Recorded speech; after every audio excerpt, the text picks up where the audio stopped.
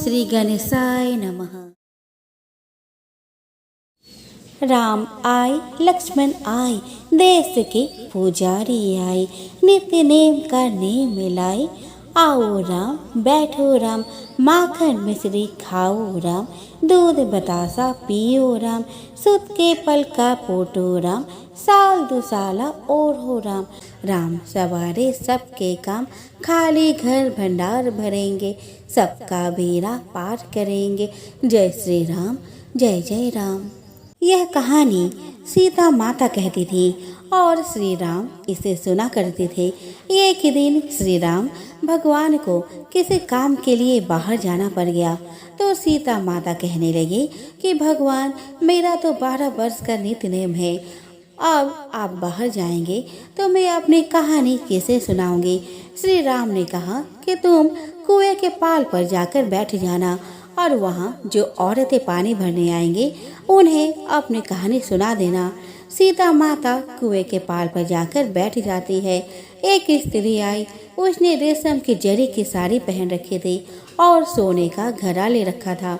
सीता माता उसे देखकर कहती है कि बहन, मेरा 12 वर्ष का नित्य नेम सुन लो।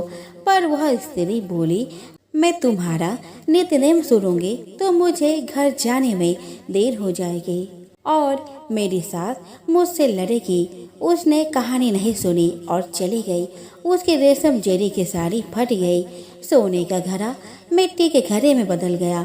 सास ने देखा तो पूछा कि यह किसका दोस्त अपने सिर लेकर आ गई हो। बहू ने कहा कि कुएं पर एक औरत बैठी थी, उसने कहानी सुनने के लिए कहा, लेकिन मैंने सुनी नहीं, जिसका यह फल मिला है। बहू की बात सुनकर अगले दिन वही साड़ी और घड़ा लेकर सास कुएं के पाल पर गई। सास को वही माता सीता बैठी मिली तो माता सीता ने कहा कि बहन, मेरी कहानी सुन ले। सास बोली कि एक बार छोड़, मैं तो 4 बार कहानी सुन लूंगी।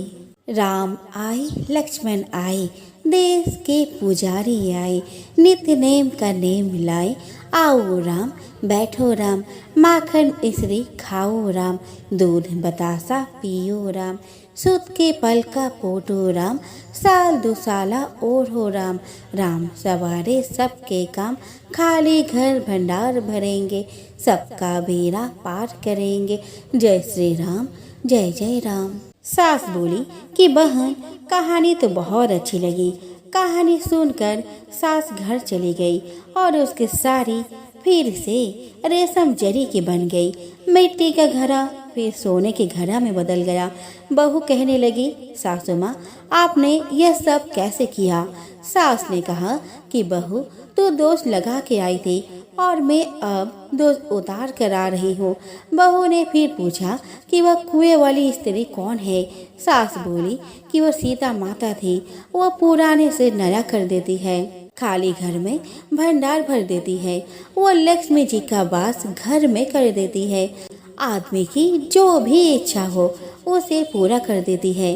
बहू बोली कि ऐसी कहानी मुझे भी सुना दो। सास बोली कि ठीक है, तुम भी सुनो और सास ने कहानी शुरू की। राम आए लक्ष्मण आए, देश के पुजारी आए, नित्य नेम का नेम मिलाए।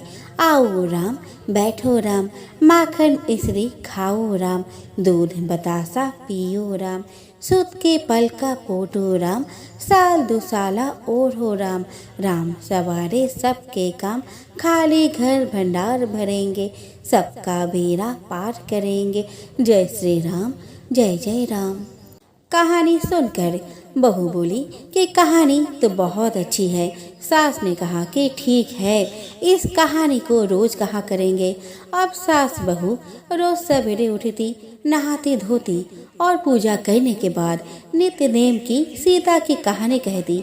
एक दिन उनके यहाँ एक पड़ोस की औरत आई और बोली कि बहन, जरा सी आँच देना।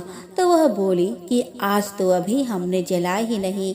पड़ोसन ने कहा कि तुम सुबह 4 बजे से उठकर फिर क्या कर रही हो? उन्होंने कहा कि सुबह उठकर हम पूजा करते हैं, फिर सीता माता की नित्य नेम की कहानी कहते हैं। पड़ोसन ने उनकी बात सुनकर फिर कहा कि सीता माता की कहानी कहने से तुम्हें क्या मिलता है। वह बोली कि इनकी कहानी कहने से घर में भंडार भर जाते हैं, सारे काम सिद्ध होते हैं, मन की इच्छा भी पूरी होती है। पड़ोसन कहती है कि बहन ऐसे कहानी तो मुझे भी सुना दो। फिर वह बोली कि ठीक है, तुम भी ये कहानी सुन लो। राम आए लक्ष्मण आए, देश के पुजारी आए, नित्य नेम का नेम मिलाए।